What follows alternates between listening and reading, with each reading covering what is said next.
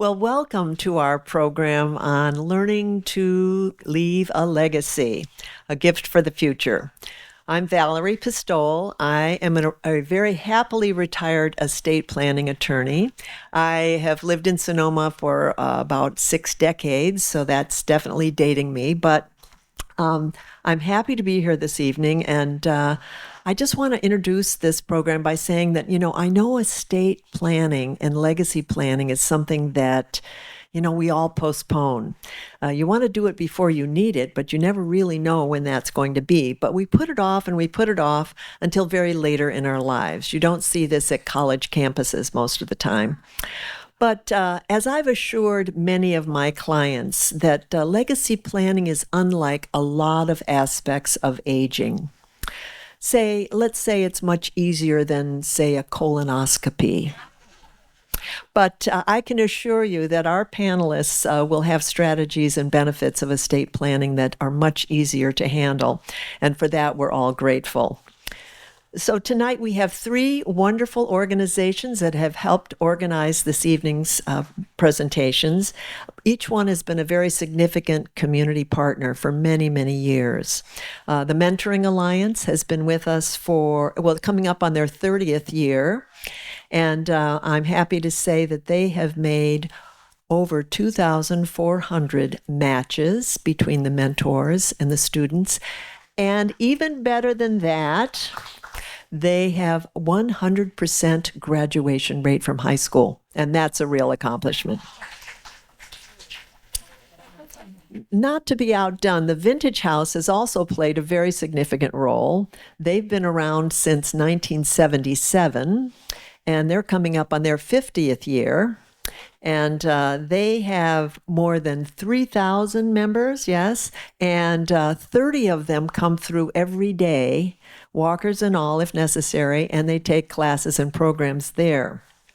And of course, last but certainly not least, we have our wonderful, beloved, our grandmother of them all, the community center. That has been around for 7 decades and, of course, serves about 8,000 people go through the community center every year. And of course, there's only 300 classes and programs to choose from. Some of them have taken those advantage of that. And of course, what would this event be without our wonderful, esteemed professionals on this panel? 3 very busy professional women who have graciously agreed to volunteer their time and the time that we spent together preparing. Darian Horton, on my right, is a certified financial planner and a senior partner and advisor with Cascade Financial Partners. Cascade Financial Partners specializes in retirement and estate planning, as well as tax strategies. But on the personal side, she's also a mother of 2 boys, ages 3 and 5 months. She works full-time, and when she has any spare time at all, she likes to go hiking and camping, not only with her boys and her husband, Brian, but also a Labradoodle, which, if you know how big that is, it's a small horse. It's a wonderful dog. And then we have Mary Piasta on my first left here, and she is someone you probably recognize. She's from Sonoma. Darian's from San Diego. She came the farthest. But Mary is an attorney and the president of the law firm Hauser Vallezo, no, I'm not saying it right, Veluso, okay, and Piasta. I got the Piasta.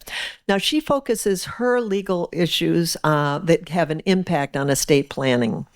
She combines business, real estate, and litigation strength when she prepares documents for families at all stages in their planning process. But she's also a mom. She's a working mother, an artist, and a pet lover, as well as being an active member on many commissions and boards, several, and so she's able to serve a lot of nonprofits in that capacity as well. And then on my far left, we have Susan Price from Santa Rosa, actually Petaluma, but works in Santa Rosa.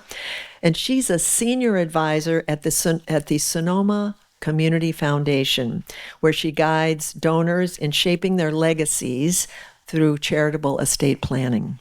She tells me that she also likes to hike, but she has a beehive that she does intentionally and keeps them around. And she also makes stained glass and then murals on walls that are bigger than what we see here. She's talking about the whole wall. So, again, a very, very talented group of people. So, the format tonight is that we will hear from the panelists, and all of the panelists plan to include in their presentations the answers to the questions that those of you who included them in your registration. And if the time permits, we will have time for questions following the panelists. But the real name of the game is we're going to be out of here at 7 o'clock. So I'd like to start with Darian, our financial planner. She'll be discussing what options you have, what we can do when we're thinking about legacy, followed by Mary, who's going to talk about the how can you do this, what documents do you need, and what's needed. And then we're going to wrap up with Susan, who's going to be addressing a very significant component of legacy, and that is why legacy giving? The best thing you can do. Why is it the best thing you can do for your family? So, Darian, I'd like to have you start. Thank you, Valerie. All right. Good evening, everyone. We're all here tonight because we share something in common. We care deeply about impact, about giving in ways that are both meaningful and wise. And it truly is that shared purpose that make gatherings like this so special. So I do just want to start by thanking the Sonoma Mentoring Alliance, Vintage House, and Sonoma Community Center for hosting, and for Valerie for bringing the three of us hosts together today. I really do think that our differing backgrounds are going to offer a very diverse and broad perspective on charitable giving for everyone here tonight. So as a wealth manager, my job is to help my clients think about every part of their financial lives. So whether that be retirement, taxes, estate planning, investments, and truly just how all of those pieces fit together into a cohesive financial plan. And we at Cascade Financial Partners think that charitable giving is a big part of that puzzle. Giving, we don't think, is something that should just sit off to the side. We think it truly belongs at the center of your planning. And when you truly align your retirement goals, your tax strategy, and even your estate plan, the result is often lower taxes, a clearer picture of your overall cash flow, and the ability to make a bigger impact on all of the causes that you care so much about. So that truly is my goal tonight, is to just show you how thoughtful planning can make your giving more powerful, more efficient, and also a bit more tax smart. So I want to start tonight with just a quick show of hands. How many of you have made a charitable gift by, let's say, writing a check or cash using a credit card? Right, most of us. Okay, so I want to share a better way. One that will help you save on taxes and in turn allow you to maybe give a bit more to those causes that you care so much about. One of the simplest and most effective strategies is donating appreciated securities. So whether that's stock, an ETF, a mutual fund that have gone up in value since you originally purchased them. Importantly, I do want to make the caveat that this applies specifically to taxable investment accounts, so your brokerage investment accounts, your non-retirement assets. I will get to a strategy later on in our discussion that applies strictly to your retirement account, so stay tuned for that. So why is donating stock better than donating cash? Normally, when you sell an investment for more than what you originally paid for it, that profit is called a capital gain. Those gains are taxed, typically between 15 to 20% at the federal level. And then, of course, our lovely state of California adds up to 13% on top of that. But by donating this stock directly, you are able to avoid that tax bill entirely. And so does the charity. So in addition to that, you also get the full fair market value deduction of the gift. So what does that mean? So for example, let's say you bought a stock for $2,000. You've owned it for several years. Now it's worth $10,000. Your charitable deduction is going to be based on that full $10,000 fair market value of that stock, not the $2,000 that you originally purchased it for. So how do you do this, right? You work with your advisor to identify the best stock to donate. We do this with our clients often. So we'll be looking at their portfolios. We'll look for concentrated positions, or oftentimes we're going to look for the position that has the highest percentage capital gain in their portfolio. So think names like NVIDIA, Apple, Microsoft, Amazon in today's market. Many of our clients still want to own these companies as well, right? They don't just want to give it all away.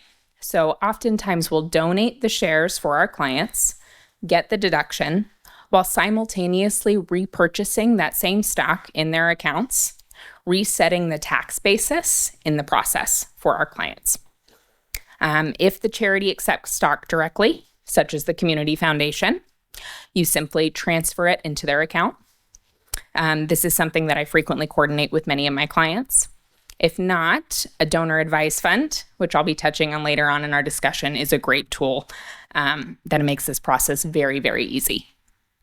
Once the transfer is complete, the charity typically sells the stock, pays no taxes, and they'll use 100% of those proceeds for their cause. One more quick example for you. So let's say you donate $10,000 of stock, the same one that originally cost you $2,000 several years ago. Not only is it going to result in that $10,000 charitable gift and deduction for you, but it could save you upwards of $1,200, $1,500 in taxes that you would have owed had you sold the position and donated the cash. The charity gets more, you pay less. It's a win for every party involved. The next strategy I want to touch on is a donor advised fund. Sometimes timing truly matters when it comes to making donations. A donor advised fund, or often called a DAF, is essentially a charitable investment account that allows you to front load your donations in a high income year, while still giving you the flexibility to support all of these charities that you have come accustomed to supporting over a long period of time. So here's how it works. You make a contribution, cash, or better yet, appreciated stock like we just touched on, into your donor advised fund, and you get the full tax deduction in that year when you initially donate the positions to the donor advised fund. However, the assets in the donor advised fund are then invested so they can continue to grow for you over time, giving you more funds to donate to the causes that you care about. And at your own pace, you recommend grants to the organizations that you care about. It does not all have to be in 1 year. In fact, it is better to leave the assets within the donor advised fund so they continue to grow for you and leave you with more funds to give down the line. So why is this so powerful? A big part has to do with tax timing. So oftentimes when we are donating to donor advised funds or contributing positions to donor advised funds for our clients, it's in high income years for them from a tax perspective. So we'll align it with things like sales of homes or businesses or vesting of stock options, or maybe there was a Roth conversion. Your income spikes, so does your tax bill.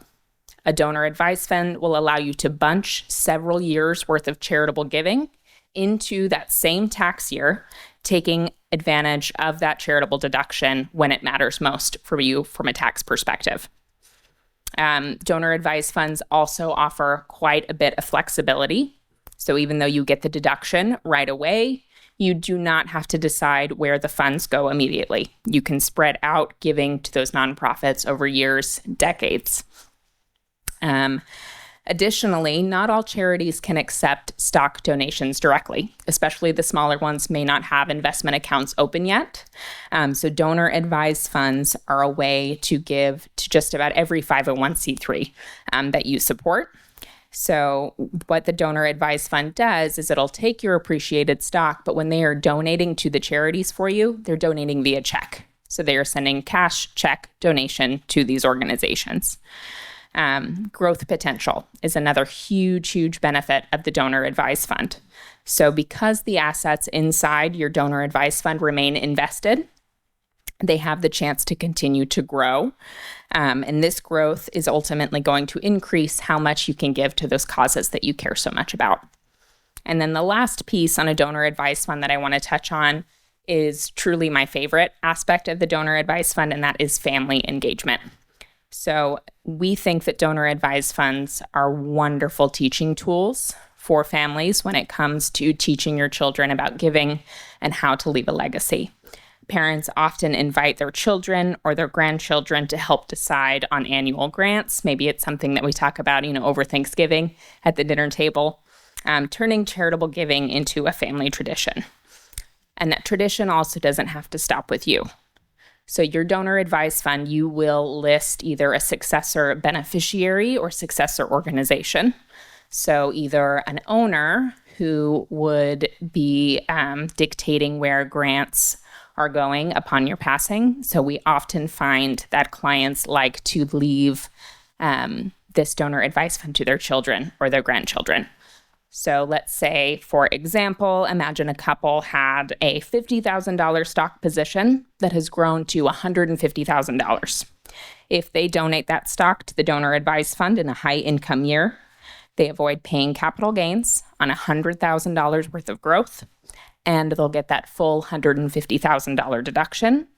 Then let's say over the next 5, 10, 15, 20 years, they can designate the charities that they would like to have grants go to. But let's say, at the ripe old age of 102, these clients pass away and there's still $50,000 left in their donor advised fund. They can designate their children or their grandchildren as owners of the donor advised fund. And then when they are gone, their children, their grandchildren can then designate the causes that they want these funds to go to. All right. I know that I had mentioned a good strategy for your retirement accounts. I know that everyone here is well under the age of 70 and a half, correct? Okay. When you do reach that age, a qualified charitable distribution, or a QCD, from your IRA, your individual retirement account, becomes one of the most tax-efficient giving strategies. So here's why. At age 73 or 75 for those of you who were born after 1960, you must start taking required minimum distributions from your retirement accounts. RMDs, it's essentially the IRS saying that you have gotten away with avoiding taxes all these years. We want our tax money. It's time to start paying up. Every dollar withdrawn from your retirement accounts is then taxed as ordinary income, so just like a salary. But with a qualified charitable distribution, instead of withdrawing, paying tax, and then donating, the money will go directly from your IRA to a charity, which will yield many benefits. So one, it satisfies the required minimum distribution that you have to take anyways. You will owe zero income tax on that entire withdrawal. The charity will receive the full amount. They don't have to pay tax either.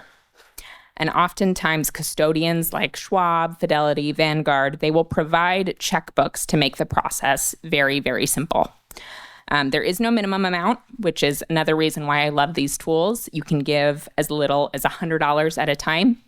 I have one client in particular who wants to donate to her church, right? So instead of leaving $100 in the bucket at every Sunday, she can just write a check for $100 that's linked directly to her IRA at Charles Schwab and avoid income tax on that entire donation. In 2025, the maximum you can give is up to $108,000 per year, and that limit will continue to rise each year with inflation. An often overlooked but very powerful giving strategy has to do with beneficiary designations, and through specifically your IRA beneficiary designations.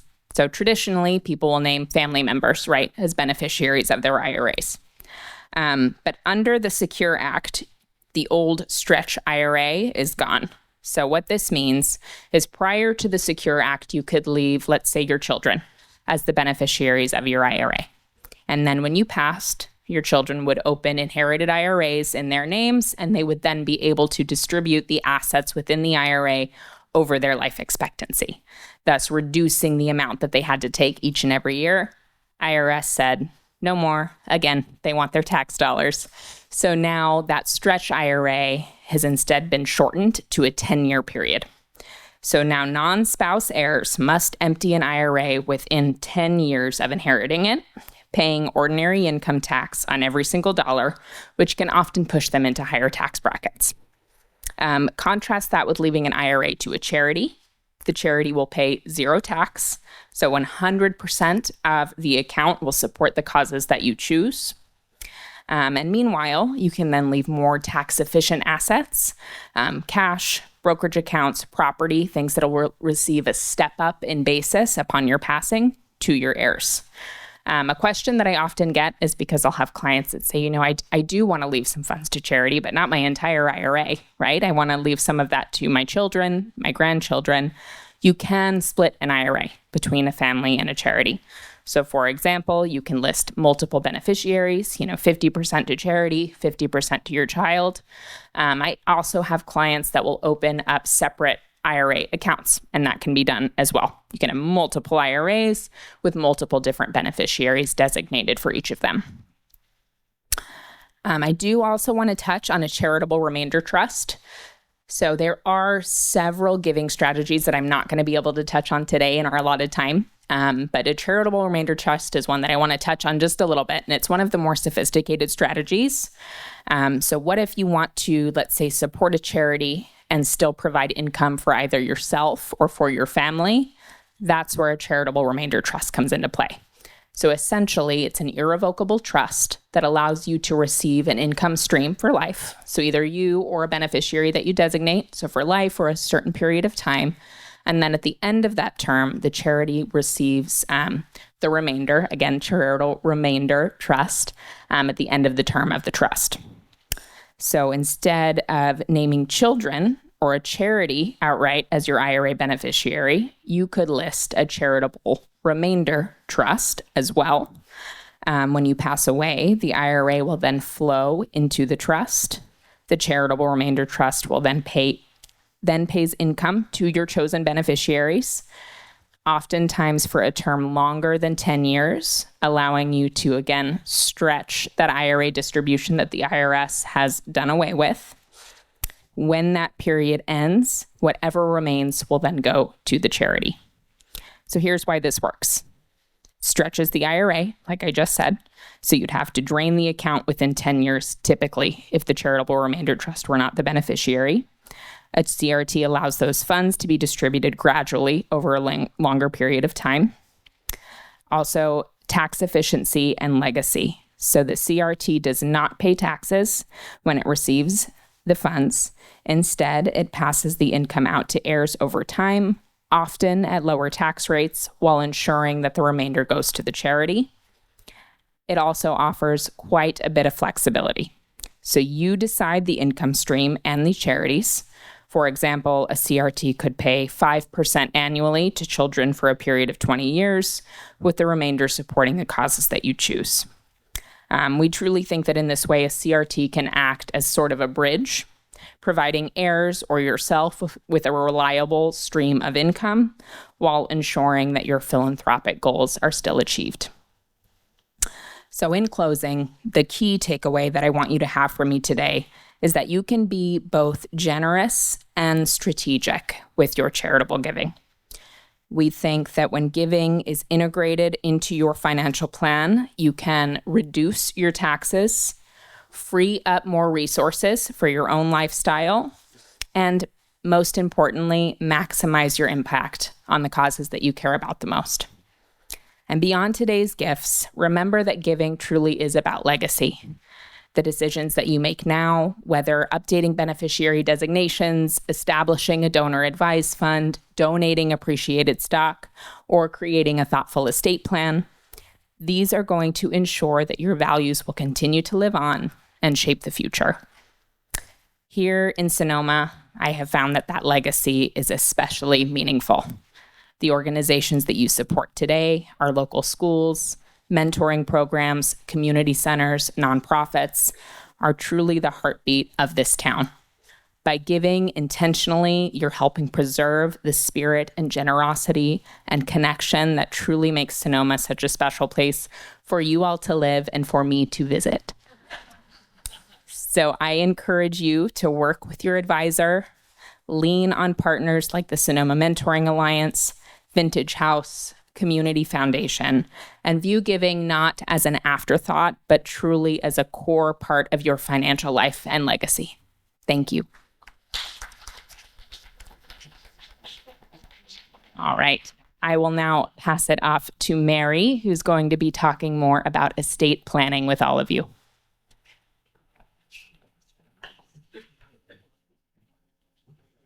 All right. Hi, everyone. Now that we're 30 minutes in, I want to invite you to take care of you and get up and stretch if you need to. It would be absolutely appropriate. I am the mom of 3, and I am used to speaking and with lots of things going on. So, yes. So, yes, please take care of yourselves. So, what I want to start with also is to say what a privilege it is to be here with all of you. The ones in Sonoma, the charitable, making a difference. To borrow from Transcendence Theater Company, this will be the best night ever. You may not believe this, but they've limited the time for us speakers to 20 minutes. I know. And for perspective, my father's toast at my wedding was 40 minutes long. So I'm keeping tabs, Val. This talk has 3 parts: a story, information on estate plans, and fun facts to chew on, regardless of your plan. So it has how lawyers used to get to my office on horseback. Giddy up, here we go. Part 1. One evening, I was with my teenage boys as they were watching an anime show about a very different society. This caused all sorts of discussion, including about seeds of change. They asked me about my speech, and I said this: boys, this is about 3 people with 3 ideas that planted the seeds for lasting change. Jerry Kaysen.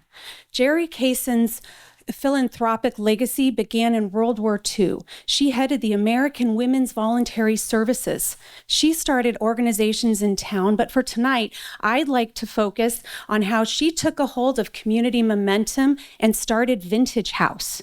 She also led a campaign to raise $1 million to help build the current facility.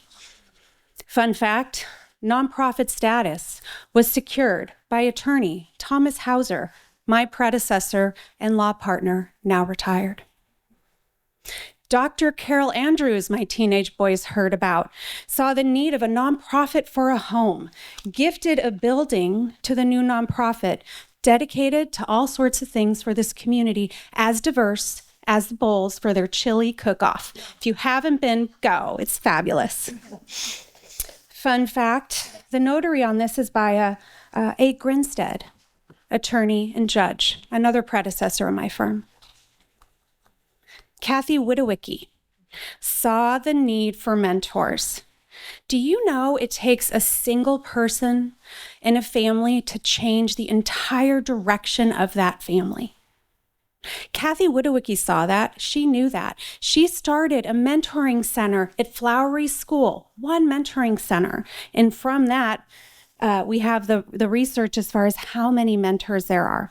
So to those of you out there who are mentors, thank you so much for your selfless dedication, commitment, and service. So these stories won out over anime at my house. I think because they're true. These titans began seeds of change that with time and resources of you and those like you grow and continue to evolve, pioneering change here in the Valley and beyond. I hear from other friends that other counties look to these programs as pilot programs, but that's kind of confidential. Moving on to part 2, estate plans. And here's the caveat. Please talk to your own advisors. Obviously, nothing you hear in a 1-hour talk can really be relied upon. Anyway, so here you, the volunteers, are giving up your time tonight to learn about how to give more. And my message to you is to take care of you too. As the attorney speaking, I'm here to drop seeds of knowledge about estate planning for yourselves, your future, and your legacy. But before we get to the charitable part of things on legacy, I'd like to provide you guys with some background information. Some wonder what an estate plan is. And in short, it's a collection of legal documents that work together to provide you peace of mind over your affairs, your assets, and your estate. My 2 cents is everyone needs an estate plan. The essential core legal documents are powers of attorney, healthcare directives, wills, and trusts. And depending on your wishes and your assets, there may be other documents, which even if I talk faster tonight, I won't be able to cover. So there is a chronology at play with these documents. Some are effective during your life and others as you join the after party. So during your life, powers of attorney and healthcare directives provide clear paths of authority for those that you choose and designate in those documents, if they are properly effectuated, to do things for you that they need to do. You, the signer, get to have the ability and the human right to decide when and how they apply, either usually immediately upon signing or upon incapacity. Know that because these documents are so important, the legislature has put parameters around them. They are narrowly construed.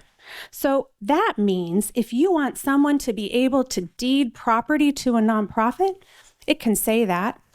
If you want someone to be able to make a trust for your benefit, it can say that too.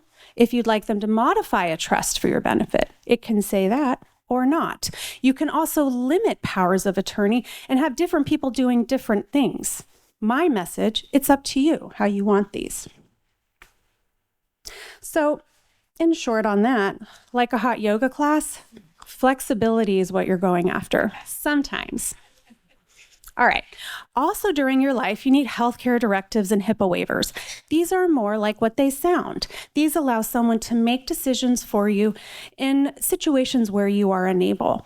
Now, from the streamlined to the complex, there are all sorts of ways to achieve your personal goals.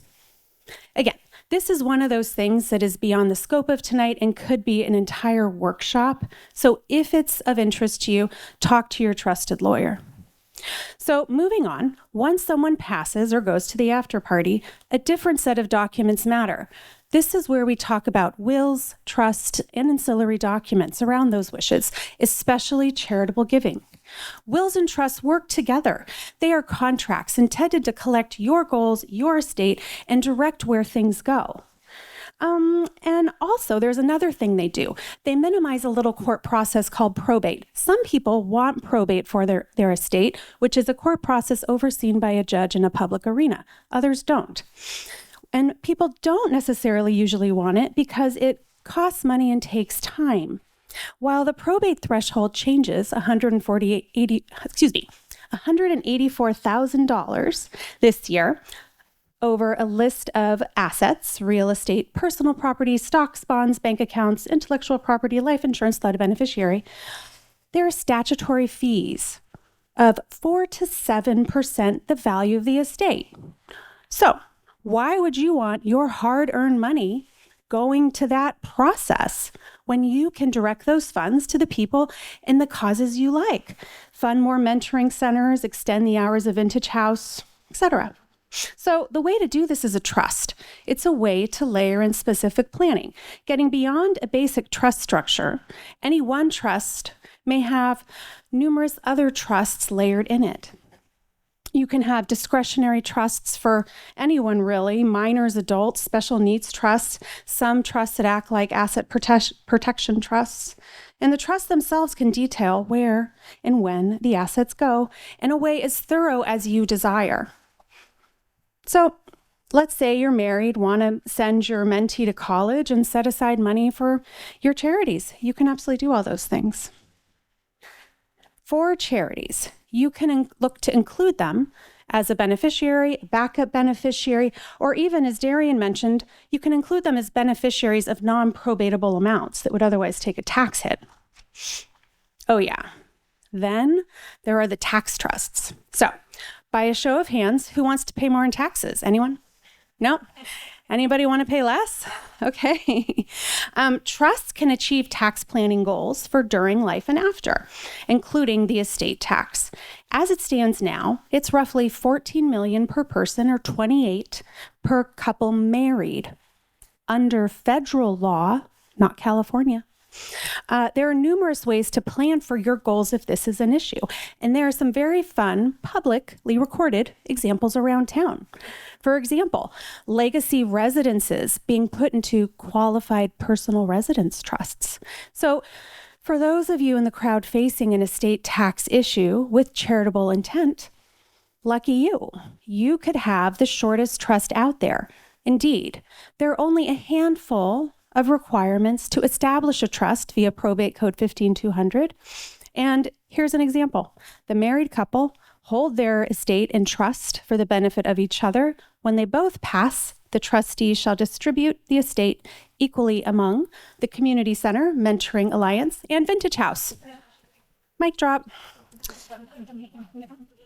Expanding on charitable gifts, if you want to leave them during your life, you can have your trusted advisors help you with that charitable remainder trust that Darian mentioned. There are things to consider, and definitely bring in your tax advisors on this. They're all, sweating the midnight oil right now with tomorrow's deadline, but definitely bring them in. All right, we've made it to part 3. These are fun facts to chew on for any trust structure. Funding your trust. Know that after signing your estate documents, you are not done. You move on to another process to fund it. Those of you with trusts, dust them off, look and see what it is. Because funding isn't always done by the scribes. In fact, most of it isn't, and there are reasons for that. And that's because financial institutions and people like Darian want to hear from the principal directly. And make no mistake, an unfunded trust jeopardizes your wishes and your trust. So, you can fund it. I believe so much in this issue, I collaborated with other local financial planners, banks, and fiduciaries to create a one-page guide. And so if you think this is an issue for you, drop by my office and ask for a copy, which will be given for informational purposes only. And while you're there, enjoy the roots of my firm, which has been serving this community since the 1800s. Yours truly is part of Law Firm Version 5 and proud to be the first partner that is a woman. It was time. Come on. All right. Fun fact. Clarity matters. Your trust can be as detailed as you desire, and I urge for more detail than less. And I'm going to give you an example. Did any of you hear there are elephants in Sonoma? If not, they're in front of the community center. They're so cool. What if you wanted to support that cause? What if your estate plan says that monies go to the community center to host art shows like that? It would work, maybe. But what if it says a percentage of the estate goes to elephants? Now where's it going? So what if you wanted to help Vintage House expand its hours to be open 7 days a week? How awesome would that be? And they had met that goal. Would you want them to be able to use those monies and put it into their general fund for their priorities at the time? Maybe fill a deficit left by decreased federal funding? What about mentoring? Would you want to support a specific center or the general fund? These are up to you, and it's important for you to talk to your trusted attorneys and make sure that your documents indeed allow the flexibility you do or do not desire. And on that, how flexible is your plan? A trust can allow flexibility for a changing landscape of things. Beneficiaries who become special needs, changes in the tax law, and your changing wishes. What if your asset portfolio changes? Does your trust talk in terms of percentages, or are you teed up for a sell-off Mondavi problem? And does your plan in general allow for change? So like that yoga class I mentioned, you may want some structured flexibility, or you may not. It's up to you. The next fun fact is privacy.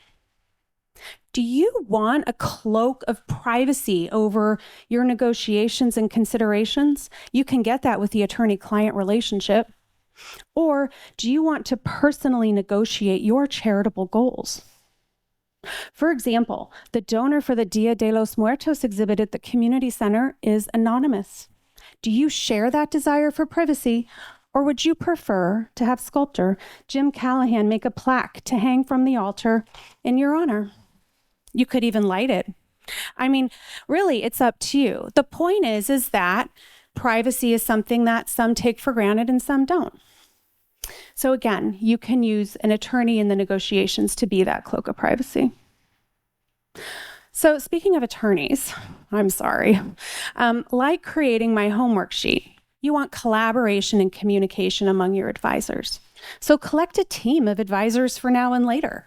Depending on your situation, consider financial advisors, bankers, healthcare managers, fiduciaries, lawyers, insurance brokers, and accountants who can all work together to serve you and your legacy.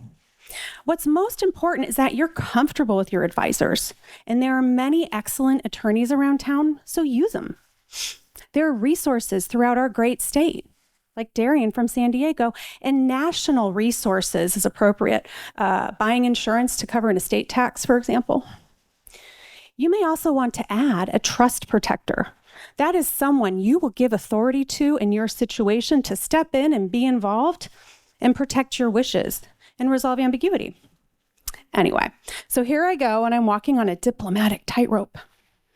Some transfers are irrevocable. You need to know this. That means, like what it says, unchangeable. And that's where lawyers can get involved. So they say you can't get something for nothing. And it's very true in charitable giving. So let me give you an example. You start a fund for the benefits of an arts program. You ask some of those funds during your life be directed to the community center for the elephant exhibit. The fund says, no, that's not an arts program. Well, it's up to you to judge your comfort level with that. It's your hard-earned money. Does it matter to you if you're giving $1,000, 10, 100,000, 100 million? Think about it. Make sure your attorney knows and your trust protector. Also, for that charitable benefit, guess what? Charitable tools are highly scrutinized by the IRS. Ask the accounting wizards. So contingency plans matter. And in this regard, if a charity evolves or is no longer in existence, for example, national nonprofits will be absorbed. National nonprofits have a tendency to absorb regional programs. If your estate directs the money to the regional program, do you want that money to be able to go to the national program or a different charity? How does your trust address that? The deed to the community center. Where did I put that? Good thing I didn't bring the original. Okay. This is a publicly recorded document that layered in a backup plan.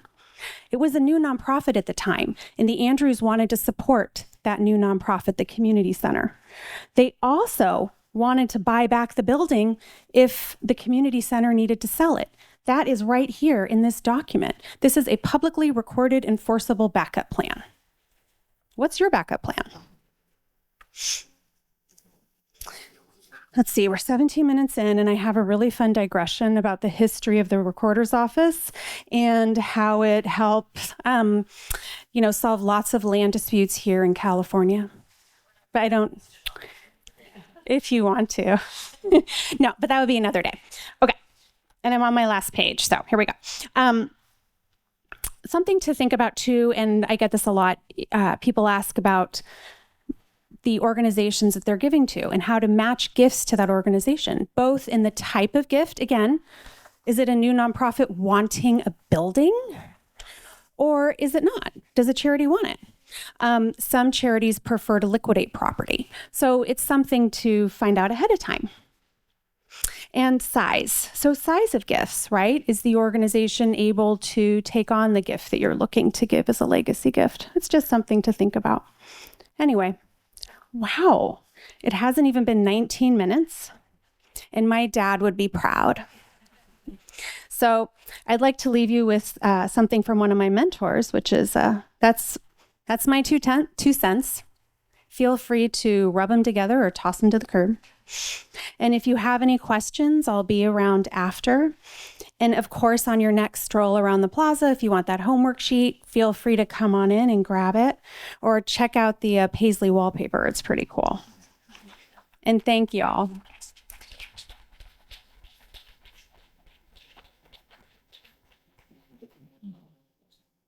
That was great. Thank you, Mary. Hi, everyone. I just want to start with some gratitude for the nonprofits that have brought us together this evening. We really appreciate you. And to my fellow speakers for volunteering their time to be here. But especially each of you for making the time to be here and learning about this really important topic. So thank you. I get to be the philanthropy voice tonight, and I get to talk about how to align your giving with your heart and community. And as the Greek proverb said, society grows great when old men plant trees whose shade they know they shall never sit in. Legacy giving is planting those trees. So legacy giving is not just for the wealthy. Gifts of any size matter, and gifts can be simple or as complex as needed. Legacy giving is all about values and impact. Let's start with a story. There's so many stories I can share about legacy gifts that have had a tremendous impact, including some of the showy ones that we've all heard, like the biggest bequest in Sonoma County history. Bum, bum, bum. 1985, a quiet attorney and banker, Charles Chop DeMeo, left $16 million to the Community Foundation to support youth and women with children. And that impact is still being felt in our community.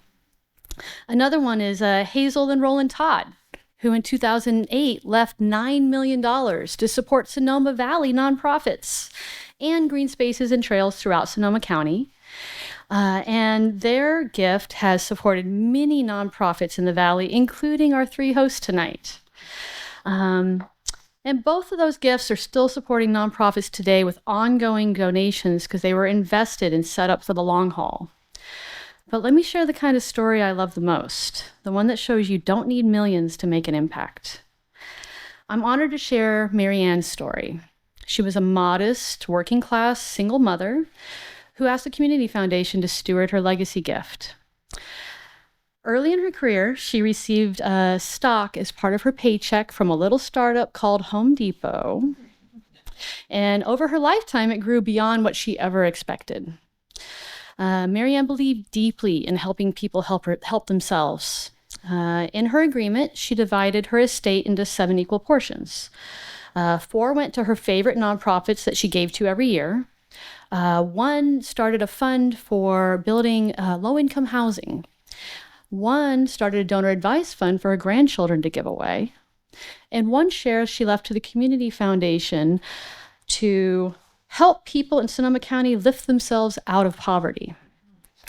And since her passing, the foundation has used that gift to fund career development and housing assistance programs for our neighbors in need.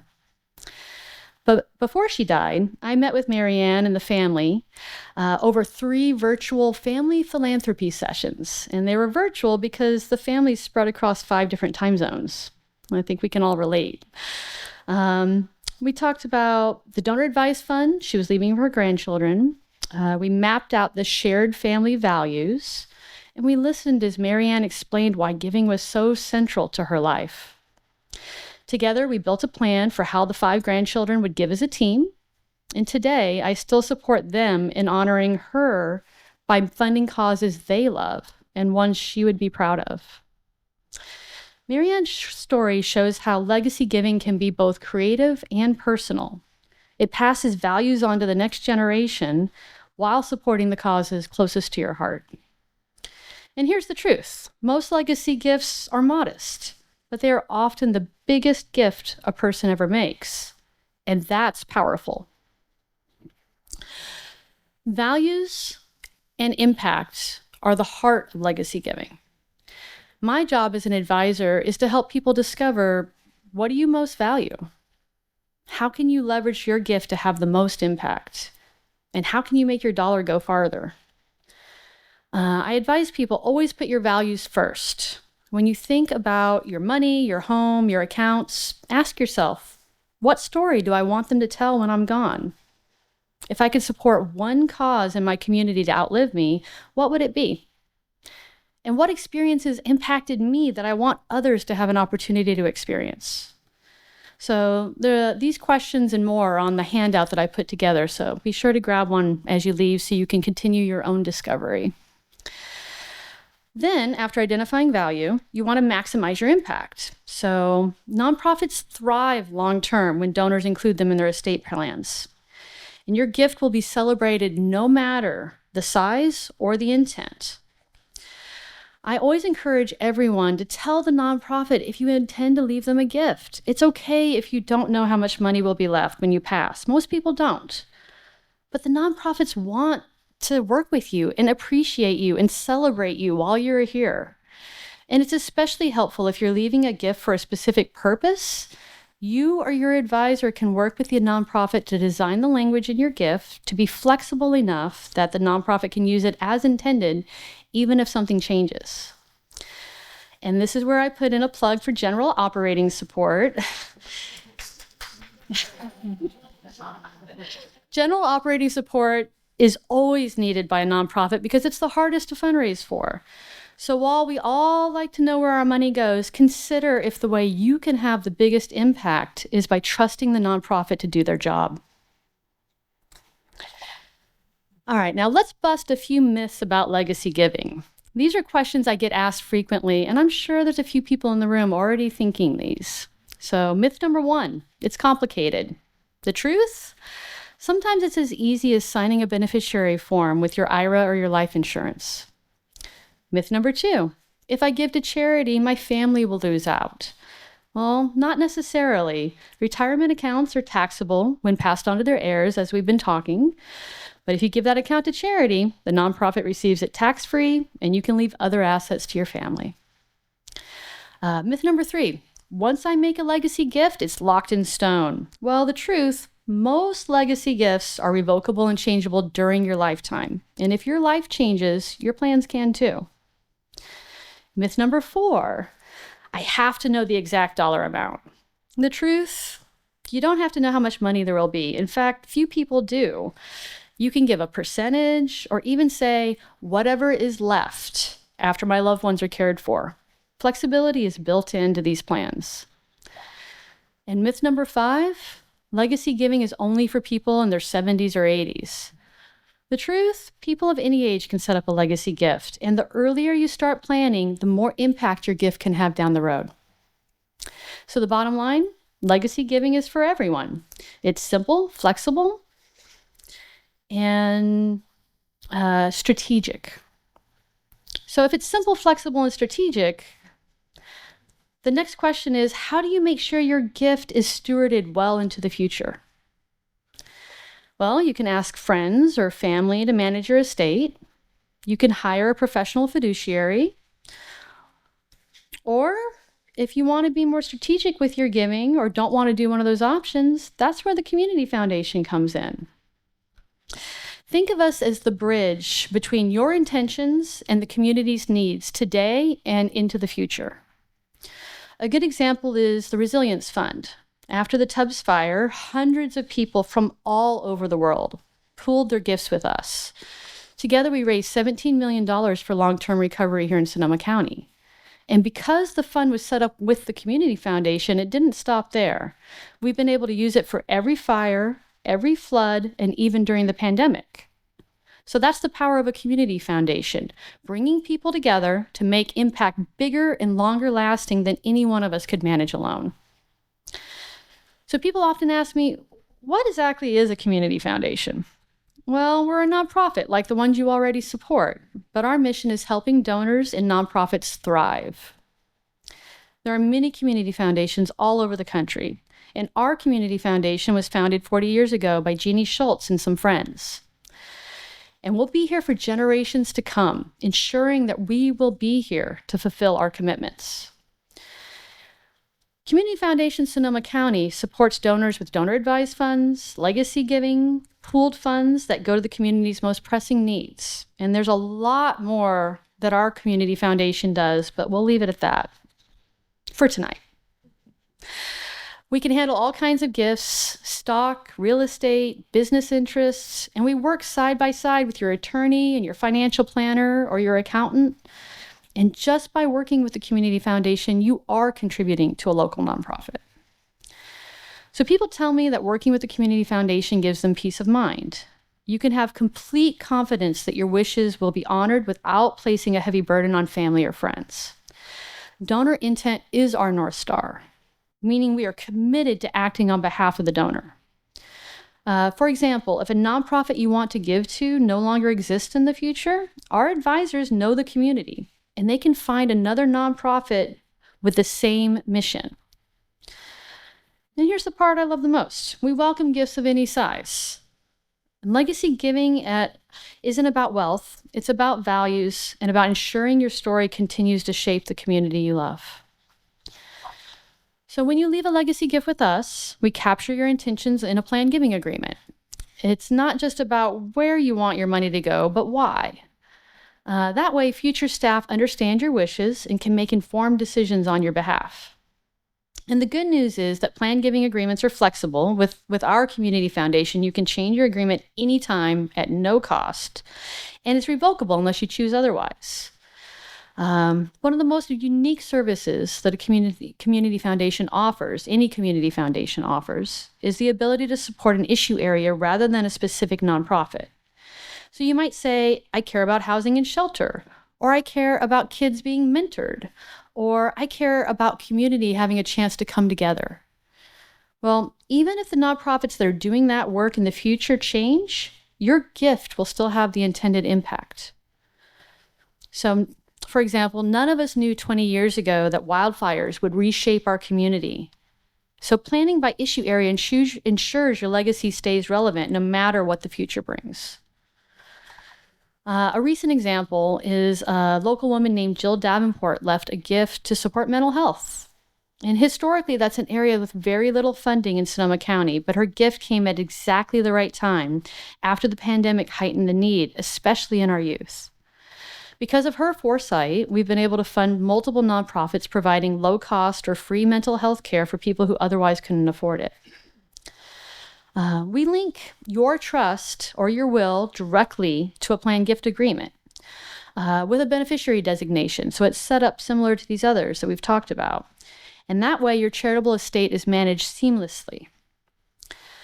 So that's how a planned giving agreement works. It captures your wishes, keeps them flexible, and makes sure that your values carry forward. And while the tools are important, what really makes a legacy plan successful are a few simple practices. I'm going to call them my 5 quick tips, practical steps anyone can take to make sure their gift has the greatest impact. So these are also found on the handout. Number 1, write it down. Don't leave your wishes a mystery. Spell them out so they'll be honored. 2, bring your family in. Share your plans so they feel part of your story and not surprised by it. Talk to your nonprofits. They want to celebrate you. And make sure that your gift is used wisely later. And keep it flexible. Life changes, priorities shift, your plan can change with you. And make sure you connect the dots. Make sure your financial, legal, and charitable plans all work together. They're designed to serve you. So I'm going to wrap up with a quick call to action. I invite each of you to pick one small thing you can do tonight, one next step of anything that we've talked about. Update a beneficiary form, call a nonprofit, call a professional advisor, or talk to your family about what matters to you. Legacy giving isn't a someday thing. It starts now with your intentions. Thank you.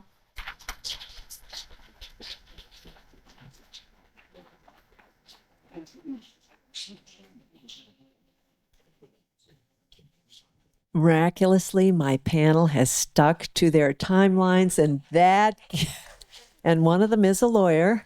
Well, I just want to close the program with thanking you for all coming. First of all, on the rainy day, but thank you for coming because you guys are rock stars in the community. If you're interested in philanthropy, you are the real heroes of our community. But I would be remiss in not reminding you that this event is for educational and informational purposes only. Think of it as food for thought, not a legally binding buffet. Just by joining us this afternoon doesn't make any of these panelists your personal financial planner or your lawyer or your fairy godmother. For decisions regarding your personal estate planning purposes, we strongly encourage you to chat with your own trusted advisors because they know your story best. So we hope you've had some of your questions answered.